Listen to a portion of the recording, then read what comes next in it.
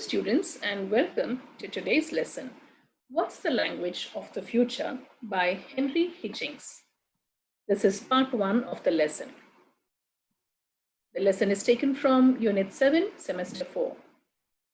And it is being presented by Dr. P.V. Geeta Lakshmi Patnaik, Associate Professor of English, BGR Government Degree College, Narayanguda, Hyderabad. Before we move on to the lesson, I would like you to take a minute and think about what this lesson is going to be about, what it is all about, what it could be about. Since the title is What's the Language of the Future? And it is phrased in the form of a question. So what do you think Henry Hitchings has in mind? Is he going to talk about any specific language?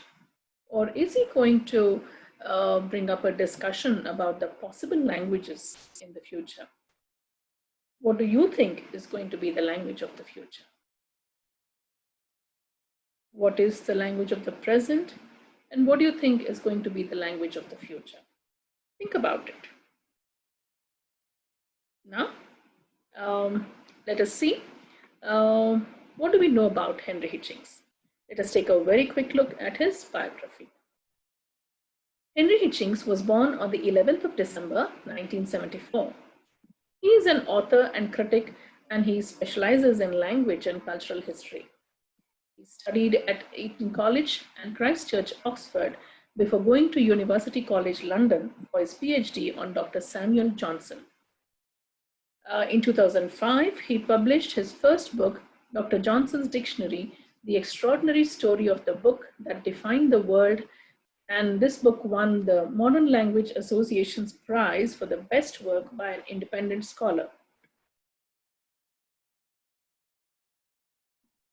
Other important works by Hitchings are The Secret Life of Words, How English Became English, which was published in 2008, Who's Afraid of Jane Austen, How to Really Talk About Books You Haven't Read, published in 2008 once again, and Sorry, The English and Their Manners, published in 2013.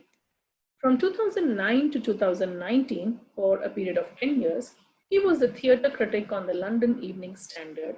And later on, actually after the 10 years were over, because there were some cost cuttings, he was terminated from his post. He was relieved from his post. And then in 2015, he became a fellow of the Royal Society of Literature. The present lesson is an excerpt from his book, The Language Was, A History of Proper English, which was published in 2011. So as usual, we have a glossary of the difficult words in the lesson. So let us quickly go through it. The first word is insatiable, which means impossible to satisfy. Then lingua franca, which means a linked language. In other words, it's a language used for communication between groups of people who speak different languages. And unpurposed, this is a very unusual way of using the word, and Hitchings uses it in order to convey the meaning without intention. Propagate means to publicize or to make widely known. Ascendancy means domination or a position of power. Auxiliary means supplementary or something used as a reserve. Mortification is a feeling of being very embarrassed or of a feeling of shame. Mark Abley is a Canadian writer and journalist. And in the context of this lesson, the reference is to his book, Spoken Here, Travels Among Threatened Languages, which was published in 2005. Infuse means to fill something or to introduce something as if by pouring. Entrepreneur means someone who starts their own business. Unorthodox means unusual or unconventional. Dissent is disagreement or opposition. Racism is the belief that other races are not as good as your own. It is discrimination on the basis of race. Ardent means enthusiastic or passionate. Conviction is a strong opinion or belief. Disconcerting is a feeling of being confused, worried, or embarrassed. Center of gravity is an imaginary point in a body of matter where the total weight of the body may be thought to be concentrated. Potent is very powerful or effective. Tie-in is to have a connection or harmonious relation. Robert Phillipson is a professor emeritus and a strong advocate of multilingual education and linguistic rights. And he is best known for his work, Linguistic Imperialism, which was published in 1992. In the context of this present lesson, however, the reference is to his book, English, Only Europe, 2003, which was published in 2003. Altruism means unselfish concern for the welfare of others or selflessness. Diminish means to become less.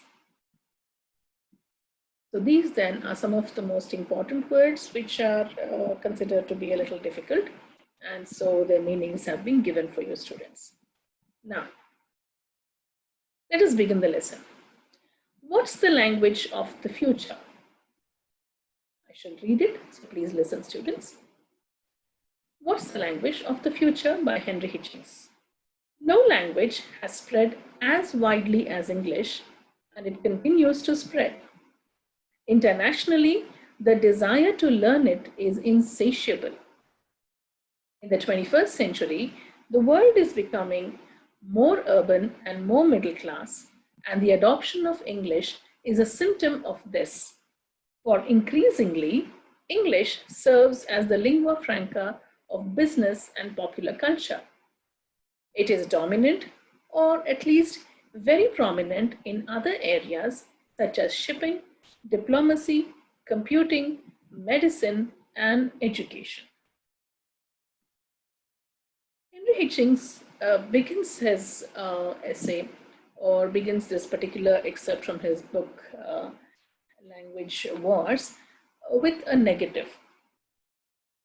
The word no.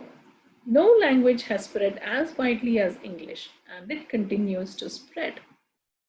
So he is trying to tell us that English is the only language which has spread so widely. And the fact is that it continues to spread. It is this statement, it is a very important statement with which Henry Hitchings begins this particular piece of his prose. And so he continues and says, internationally, the desire to learn it is insatiable. Insatiable, as we have seen, the meaning of insatiable is impossible to satisfy. So no language has spread as widely as English, number one. And number two, it continues to spread. And as though this is not enough, internationally, Hitchings says the desire to learn it is insatiable. It is not being satisfied at all. People want to learn the language, and more people want to learn the language. And he goes on to say that in the 21st century, the world is becoming more urban and more middle class. This is a phenomenon that all of us can observe, which is a very true thing. It is very true that the world is becoming more urban and more middle class. And according to Hitchens, the adoption of English is a symptom of this. And why does he say that? He says that because English is a language which serves as the lingua franca of business and popular culture. So as we have already seen, lingua franca is a link language. It is a language which is used for communication between groups of people who speak different languages. So as the world is becoming more urban and more middle class, what is happening is that there is a definite need for a language to link the different countries or groups of people who speak different languages. And English serves this purpose. So English serves as the lingua franca of business and popular culture, he says. It is very dominant, or at least very prominent, in other areas such as shipping, diplomacy, computing, medicine, and education. So these are the areas in which English is definitely prominent. So here we have shipping, where goods are moved from one country to the other. Then we have diplomacy. English is the language of diplomacy. When two different countries come together, more often than not, it is English which is the language which connects the two countries. And then we have computing. The language for computers is, of course, English. And then, of course, medicines and education. So it is English which is prominent in all these areas. And what are these areas? Shipping, diplomacy, computing, medicine, and education. So here are 5 core areas where English is prominent. In fact, this is the reason why English has become the link language. And so he goes on to say, what does he say next?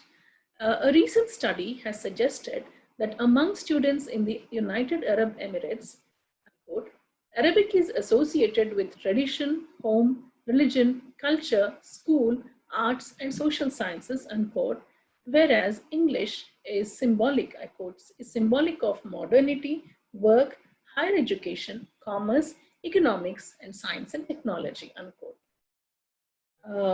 Of course, Hitchings is quoting from a recent study which was conducted which was conducted for the students of the UAE. And let me move on. In Arabic-speaking countries, science subjects are often taught in English because excellent textbooks and other educational resources are readily available in English. This is not something that has come about in an unpurposed fashion. The propagation of English is an industry, not a happy accident. So I would like to read it again, students.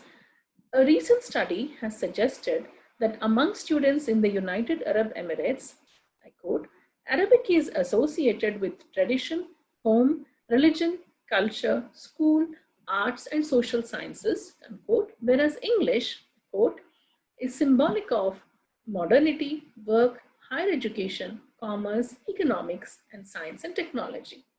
In Arabic-speaking countries, science subjects are often taught in English because excellent textbooks and other educational resources are readily available in English. This is not something that has come about in an unpurposed fashion. The propagation of English is an industry, not a happy accident. So this is the result of the survey that was conducted, the study that was conducted in the UAE. And it was found, as Hitchings just mentions, it was found that Arabic and English have very specific associations in the UAE, and these are as follows. So people associate the Arabic language with these aspects, that is tradition, home, religion, culture, school, and arts and social sciences. On the other hand, they associate English with modernity, work, higher education, commerce, economics, science, and technology.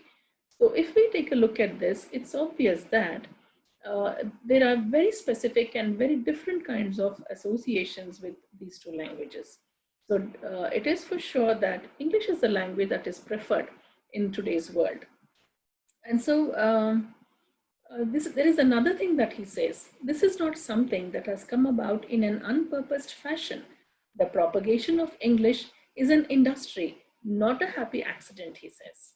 This is a very important thing, students. What does he mean by this?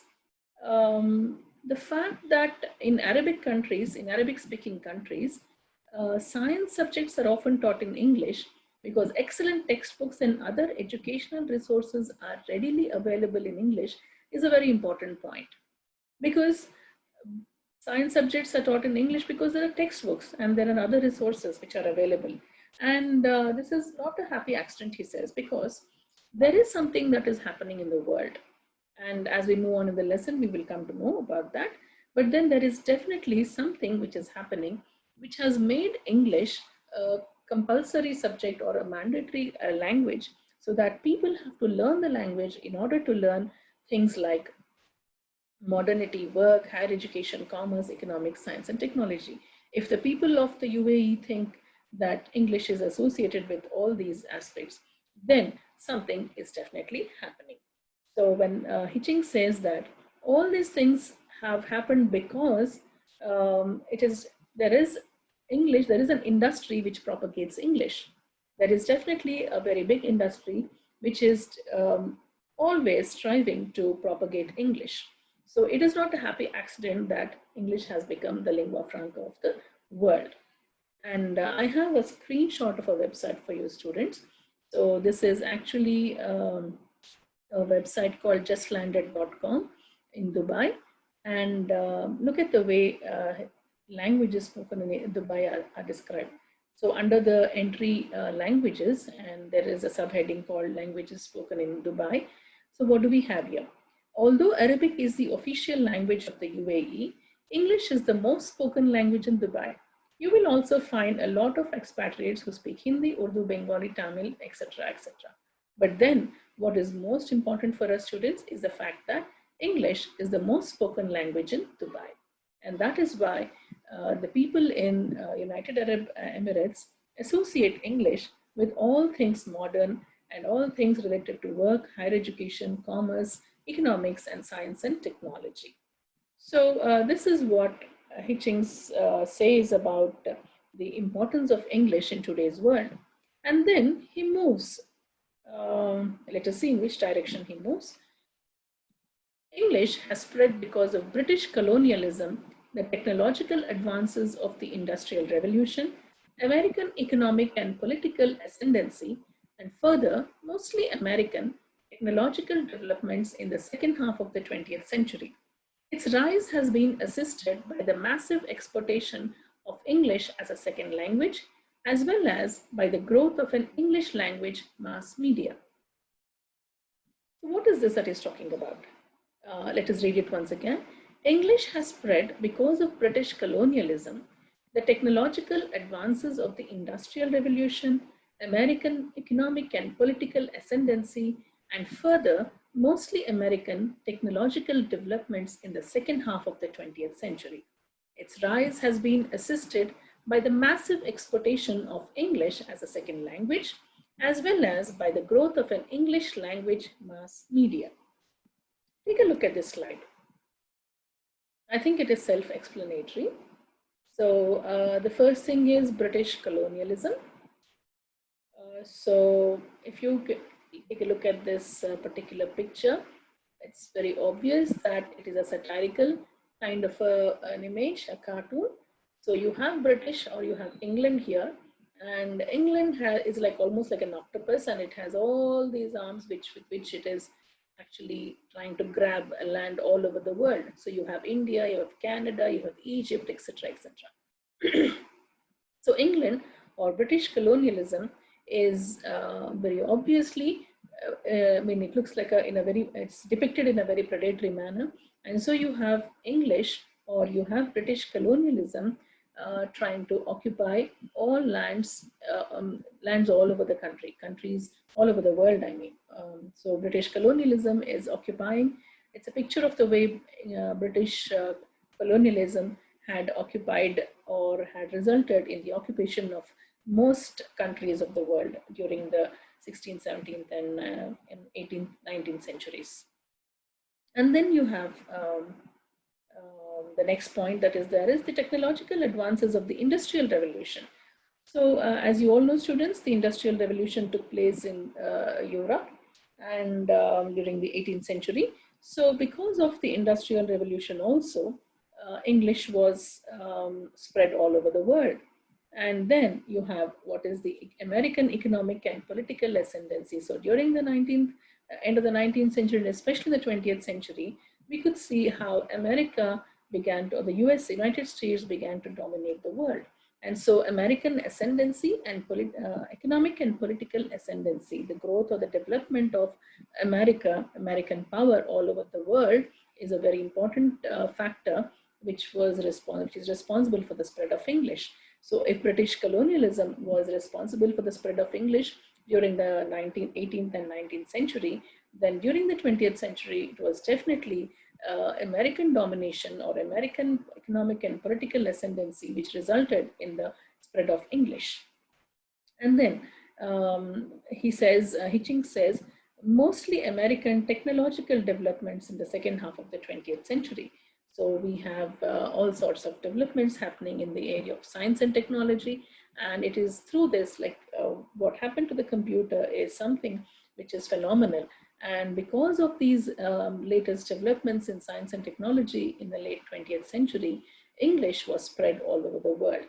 In addition to these factors, there is also another factor, which is the spread of English as a second language.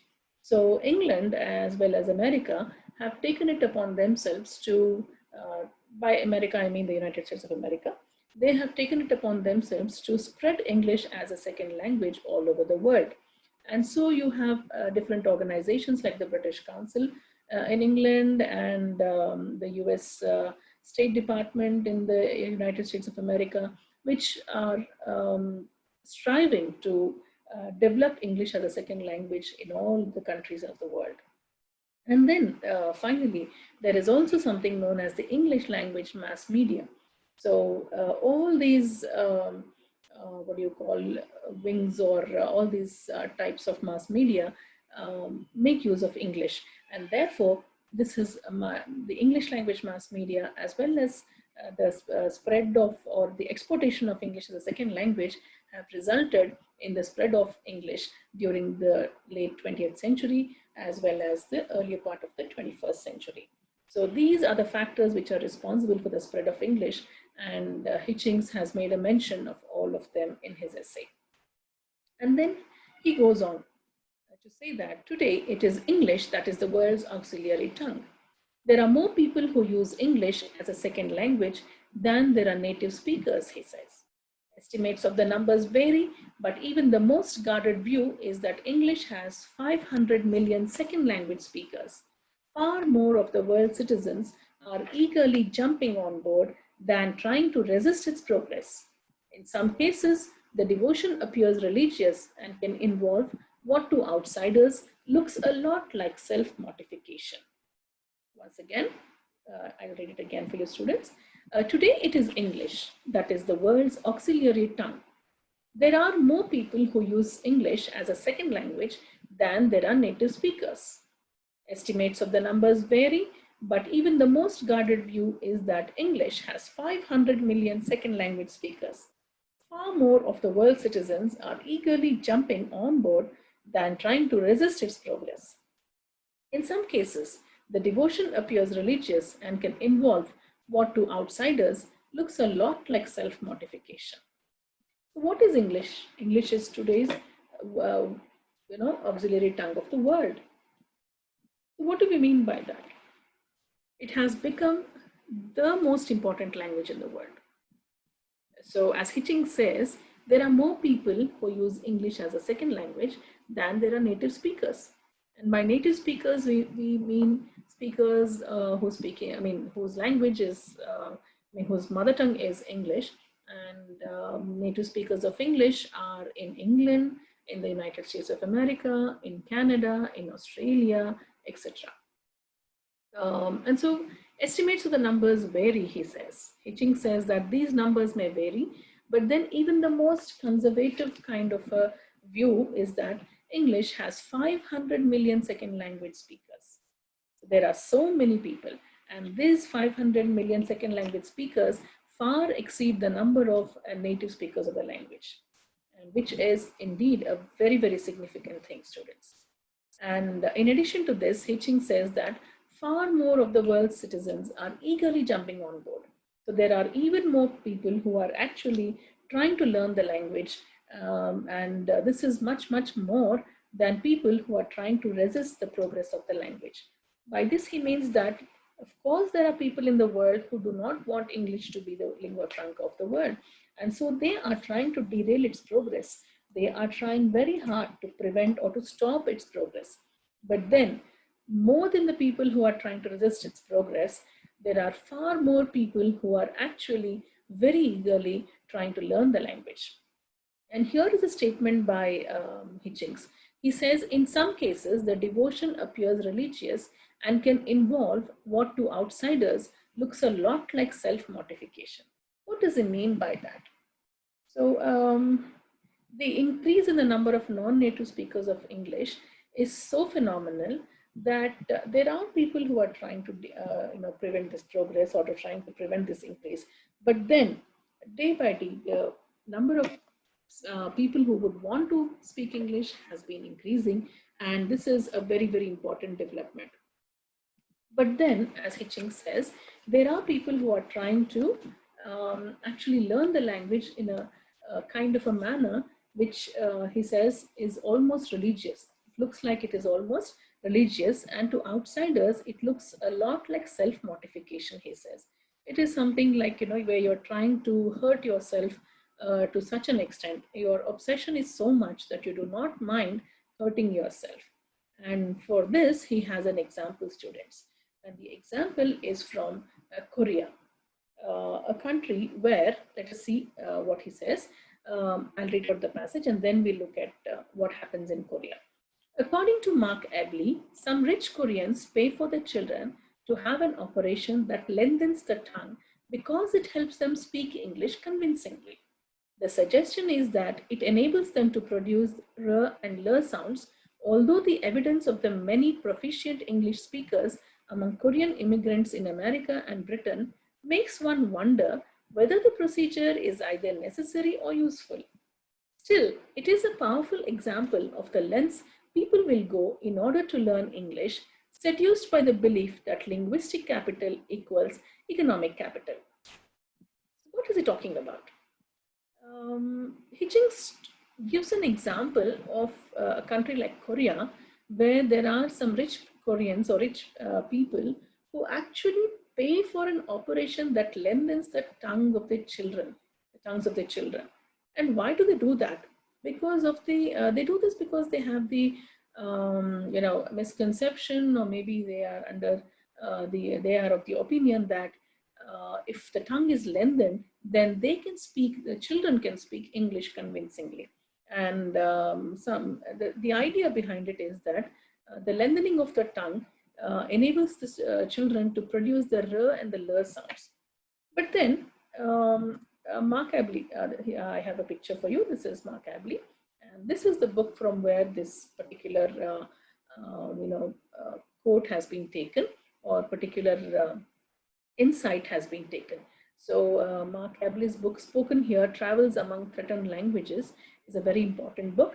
And in this book, Mark Abley, who has conducted a lot of research in Korea, writes about how some rich Koreans pay for their children to have an operation that lengthens the tongue because it helps them speak English convincingly.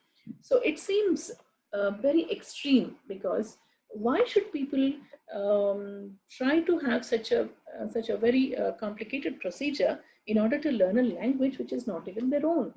So this is the extent to which some countries, or people in some countries, go in order to learn English. And the idea behind it, behind quoting this example, is that Hitchings wants us to know just how obsessive it has become for many people across the world to learn the English language. And I have for you a picture, I mean two pictures in fact.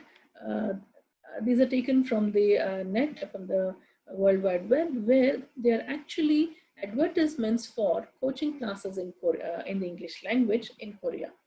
So there is this concept, called, there is this expression, English fever, and it actually refers to something very important. What is that? It is defined, English fever is defined as preoccupation or obsession with learning or promoting the learning of the English language. So this is something which is happening in most countries around the world. So English fever is the concept, or the, the phenomenon about which Henry Hitchings talks about later on in this lesson. But then here, though he doesn't exactly mention this word or this phrase or the expression English fever, it is obvious that he's referring to it. So in Korea, this is what happens, students. This is an advertisement for coaching classes in English, and there is this Korean man who's in an aeroplane, and he's actually reading something, and the woman, who's obviously an English native speaker of English, she says, "I was also reading this." So the man has this very strange expression, because now the burden is on him to speak English. And if he's not able to speak English properly, then he's definitely going to be very embarrassed. And here is another example of an advertisement for English speaking classes. And here is this cartoon figure of a woman who is dismayed, or who is very upset because she cannot speak English. And these are the kinds of advertisements that are put up all across Korea. And they are actually a reflection of the English fever, which is afflicting the people of Korea.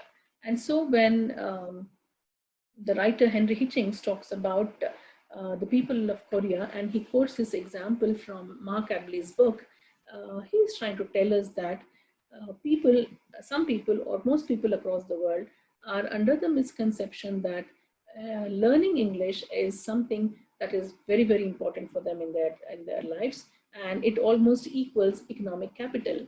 As he says, it is a powerful example of the lens people will go in order to learn English, seduced by the belief that linguistic capital equals economic capital.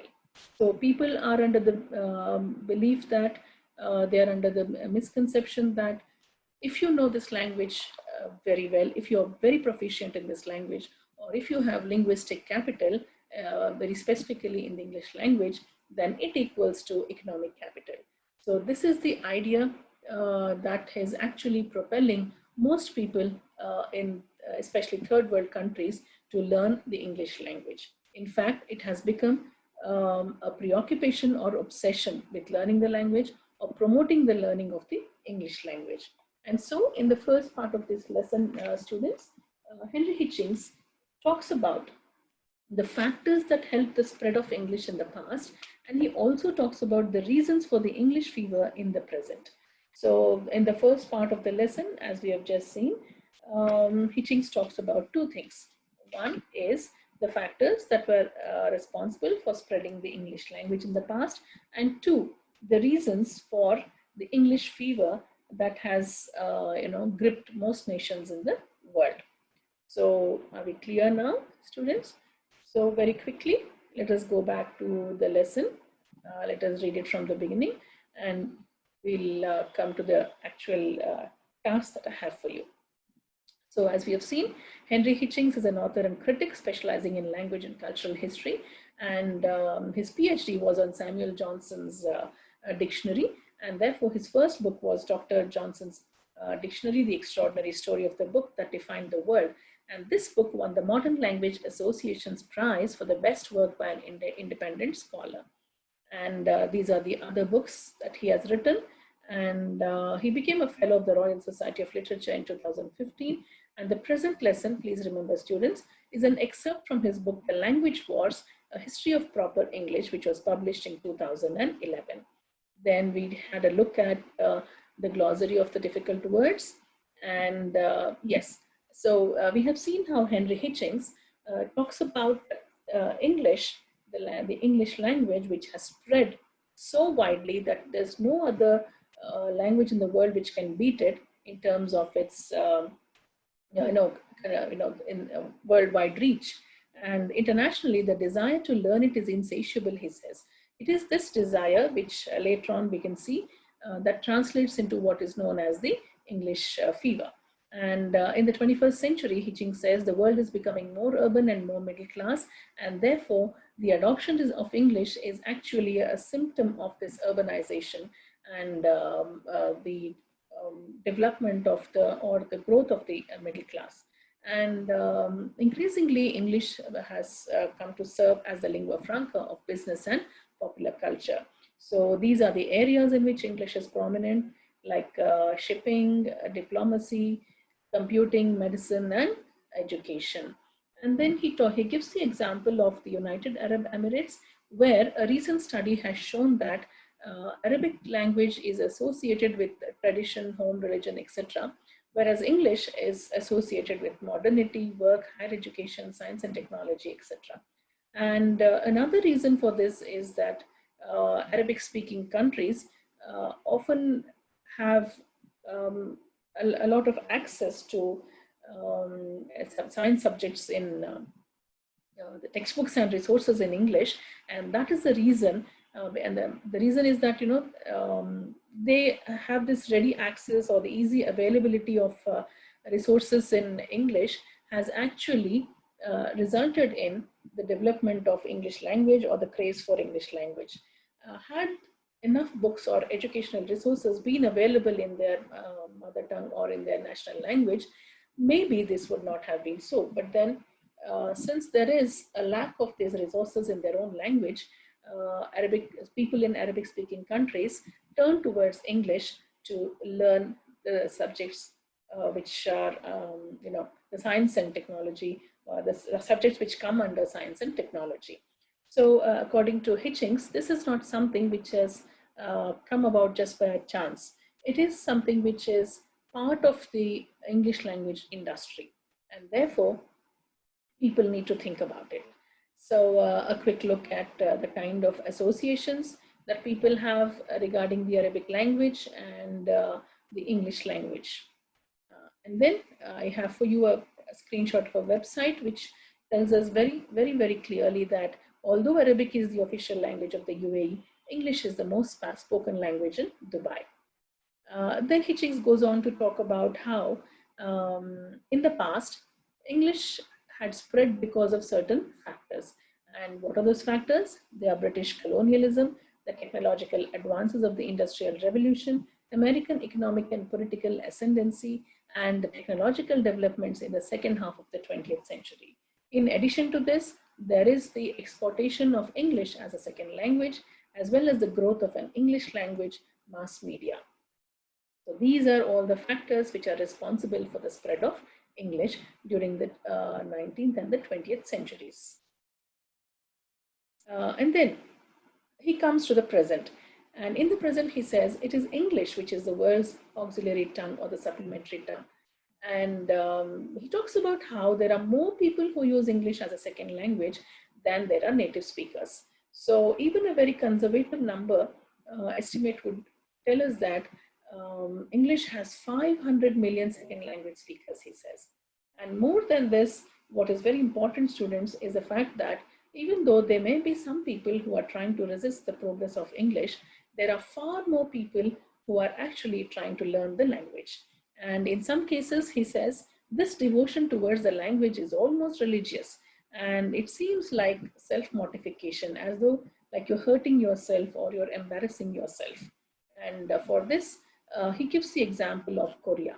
So he quotes Mark Abley, whose book, this is a book spoken here, Travels Among Threatened Languages, where Mark Abley speaks about rich Koreans who pay for their children to have an operation that lengthens the tongue because it helps them speak English convincingly.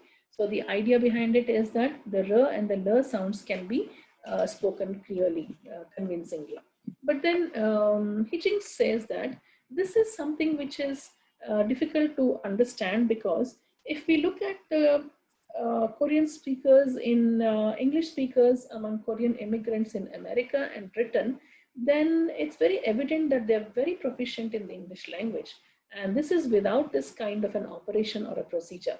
So why do Koreans actually undergo this very complicated and painful procedure in order to learn a language which they could have learned anyway?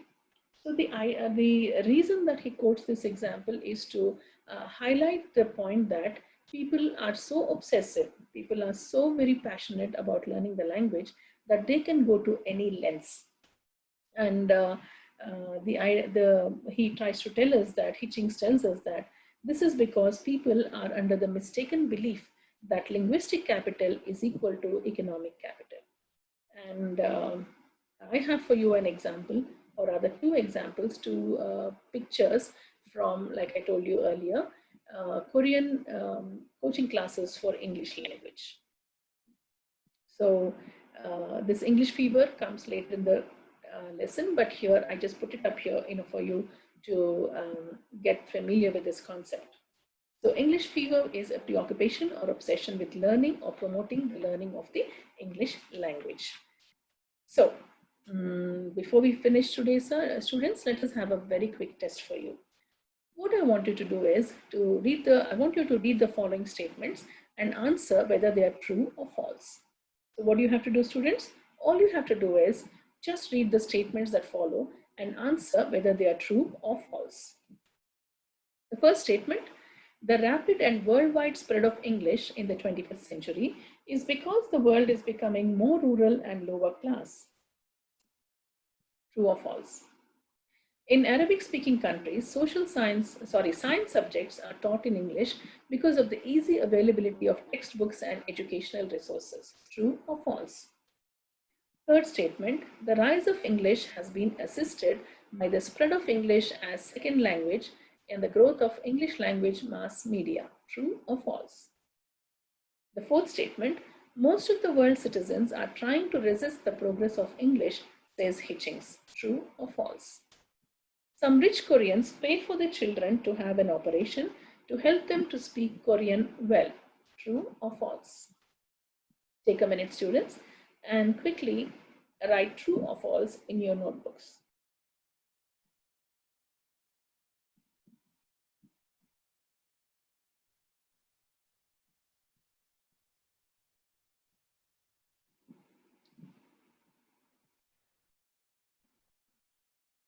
Okay, then you must have done it. All you have to do is just mark 1, true or false, 2, true or false, 3, true or false, T or F, whichever one is easy for you. Okay? Right, let us take a look at the answers now.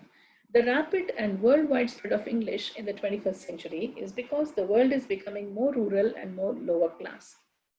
The answer is false because Hitchings very clearly says that the rapid and worldwide spread of English is because the world is becoming more urban and middle class.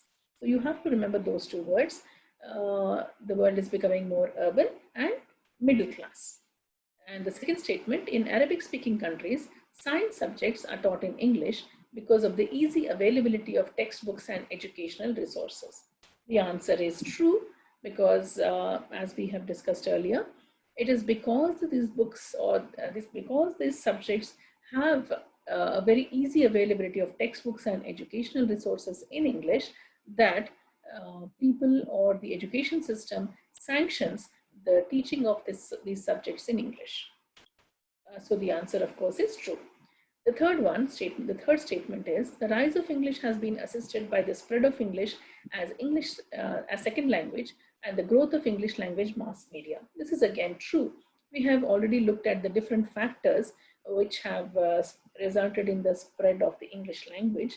So these two factors are very much there, and Hitchings has mentioned them very specifically. And what are they? The spread of English as second language and the growth of English language mass media. So the answer is true. The fourth statement is, most of the world's citizens are trying to resist the progress of English, says Hitchings. No, this is false because Hitchings very clearly says that there are far more number of people who are trying to learn the language than there are people who are trying to resist the progress of English. So this statement is false because Hitchings is very, very clear when he says that most of the world's citizens are trying to learn the language. They are not trying to resist the progress of English.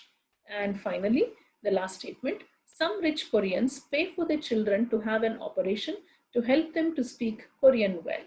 This is of course false, as we all know that rich Koreans are paying for their children to have an operation to speak English well and not Korean. Right? And who said this? Mark Abley said this. Okay. So this brings us to the last part of the lesson, and this is a very quick recap of the lesson, and these are some of the most important points that you should remember, students. The first one is that the present lesson is an excerpt from Henry Hitchings' book, The Language Wars, A History of Proper English, which was published in 2011. The lesson is concerned with the rapid and widespread growth of the English language as the lingua franca of the world.